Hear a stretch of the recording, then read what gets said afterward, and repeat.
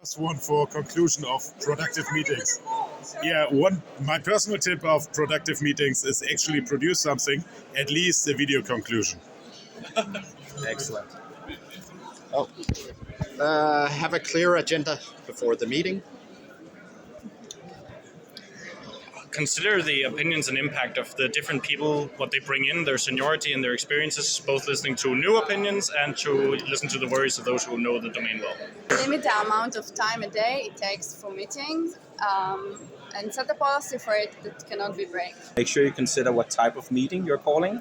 Do you want everyone's opinion? Are you trying to push some knowledge out, etc.? Reflect on whether the meeting was useful and reevaluate if you want to continue having them. Make sure everyone knows their role in the meeting. Okay, ask questions. Why is it meeting? Who is invited? Why are we trying to achieve here? And actually also have questions about what is the outcome of the meeting.